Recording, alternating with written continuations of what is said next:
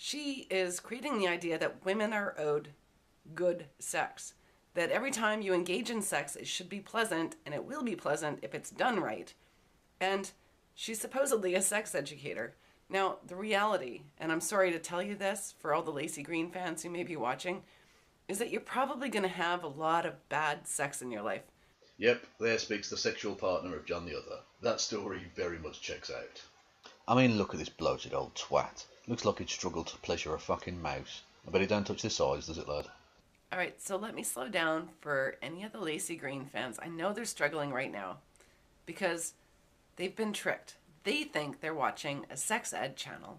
She's just teaching sex ed, right? But no, she's not. She's teaching feminism. I have to come clean. I, Laci Green, am a feminist. When I speak at universities about the absolute necessity of consent, there are people in the audience who laugh. You have got to be fucking kidding me. I mean, you really have. You can't be that mental, surely. Firstly, you claim that Laci has tricked her subscribers into following a feminist channel. Then you show a clip of her from her video on her fucking channel openly admitting to being a feminist. Laci Green is one of the most well-known and popular feminists here on YouTube. So how the fuck has anyone been tricked at all, you fucking mental case?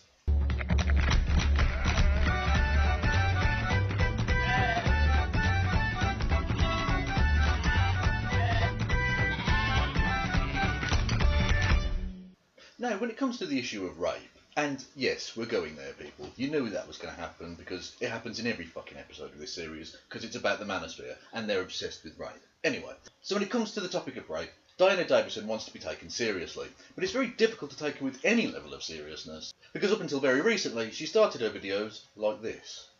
Hey everyone, it's been over 2 minutes. I haven't been raped yet. Guess I'll just have to start without you. Hey everyone, it's been over 2 minutes and I haven't been raped yet. I'm feeling very left out. Hey everyone, it's been over 2 minutes. Haven't been raped yet. Looks like a good day.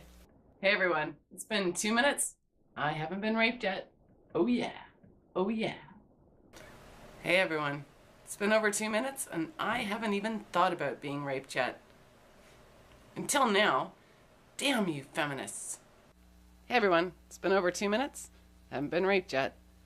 But I was subjected to Windows 8.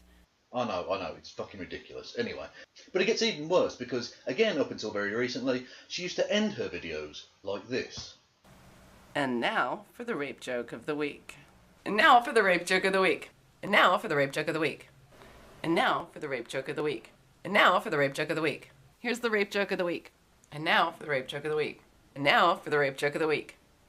Yes, she used to do a rape joke of the week. Now, I'm not going to actually show you any of those rape jokes because they're fucking disgusting by and large. And you don't really need to hear them to realise that that's what's taking place and all the rest of it. So, we're just going to move on. And as crazy as all of that isn't even the inevitable bit about rape. This bit is.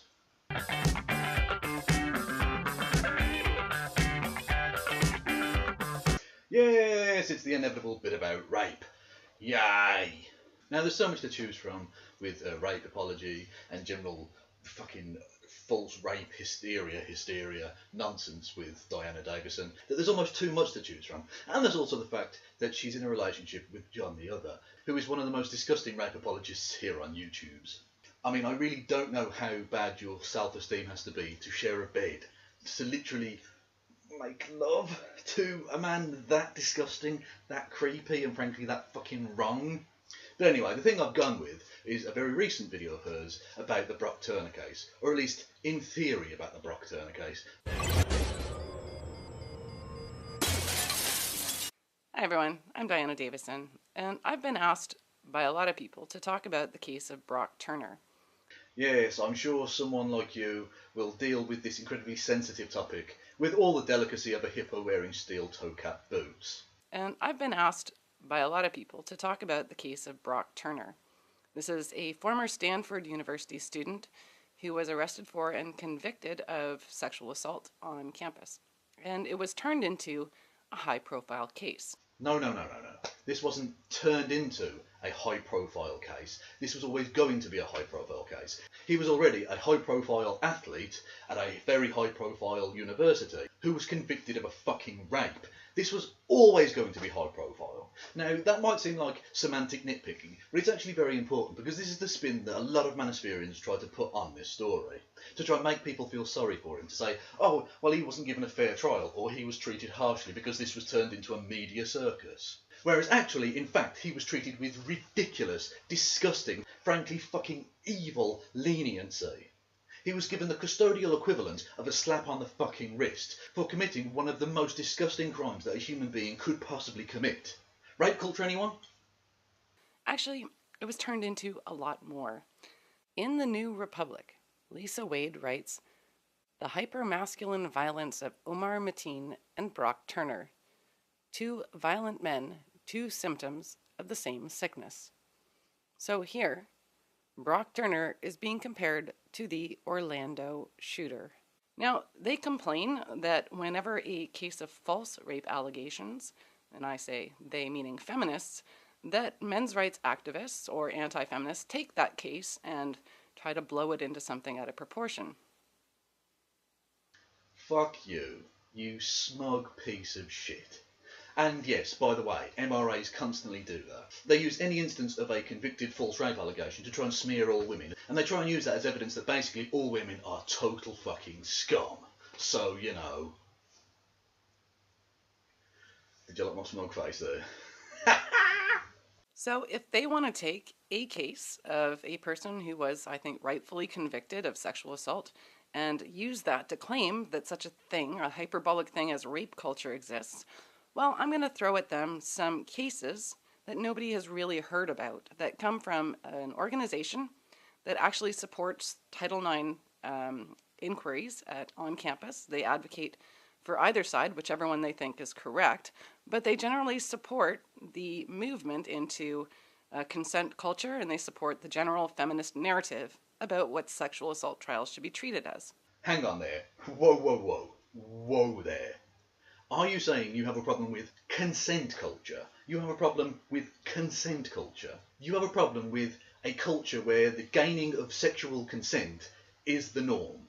I mean, I know that a lot of MRAs have that sort of thing about them, right? Where they don't want to have to deal with these things like the trivial annoyances, like gaining sexual consent before engaging in sexual activity with people. I know that, right? Okay. But it's rare for an MRA to be honest about that. So well done to you for that, but also fuck you for holding that opinion. It's disgusting. She then goes on to explain 3 stories from that college rape organisation that she was talking about of false rape allegations, and all 3 of them do look absolutely like false rape allegations, but she doesn't then go on to make a point about that. She literally just briefly relays the stories as if that means something about the Brock Turner case somehow. I don't know why she did that. It was such a waste of everyone's fucking time. And she then, at the end of the video, moves on to explain this thing she wants to do, this sort of internet-y type research thing, and she asks for help from other people to help with the research and all the rest of it, around the topic of false rape allegations. And in doing so, she reveals her industrial strength confirmation bias. So I think it's time to gather the stories of false accusations. There is a website, a really great website, called Community of the Wrongly Accused. I'll put a link to that in the low bar for anyone who doesn't know about it. And I want to start collecting stories. I get contacted all the time by men and boys who've been falsely accused of sexual assault, and I haven't been able to help them all that much, but I can try to help them help others by collecting their stories and isolating out how these false allegations take place, the problem of what women are calling rape nowadays, and start doing some actual studies. Did you pick up on that, right? She says that lots of men contact her about being falsely accused of rape. But I thought you people were against listen and believe. I presume these men are contacting you via the internet. I presume they're not turning up at your door with like boxes and bags full of court evidence and court documents and stuff that conclusively prove that this was a false accusation against them, or even that any accusation was ever made against them. So I presume these people have emailed you or contacted you via Twitter or Facebook or something like that, okay? And so you're prepared to listen and believe those false rape accusation accusers, even though you have literally just their word to go on. It's not even he said, she said. It's literally just he said. But yet you do the typical Man-ospherean thing of doing the ultra-skeptical fucking I'm not going to believe anything until I have absolute proof, when it's a woman coming forward to report a rape. Confirmation bias much? I mean, you literally only have the say-so of these individuals that an accusation even took place, let alone that it was an actual false allegation. So, you know, fuck off with your biased bullshit. Now, that came at the end of the video, right, and where she requests help from people with this research. Now, at no point during the video, other than the bit at the very beginning where she says she's going to talk about the Brock Turner case, does she actually even mention the Brock Turner case. So she says at the start of the video that she's going to address a case that involves an actual fucking rape, a man convicted, and yet she, as an MRA, does the typical thing and spends the entire fucking video talking about false rape allegations rather than the actual rape which we know took place. It's fucking ludicrous.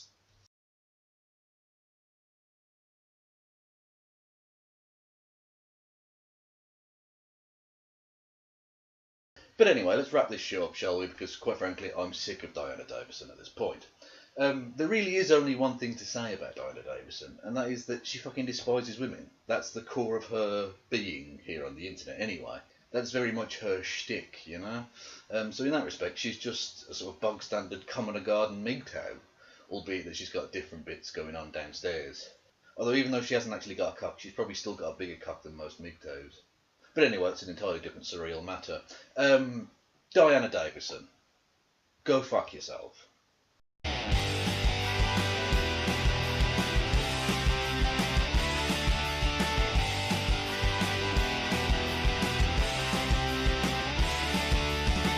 so young and you're so old.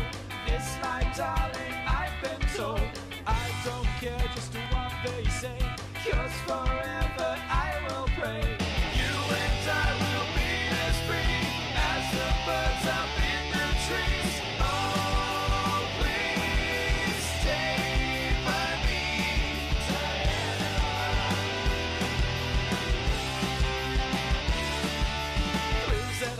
When you hold me close, oh my darling, you're the most. I love you, but do you love me? Oh Diana, can't you see?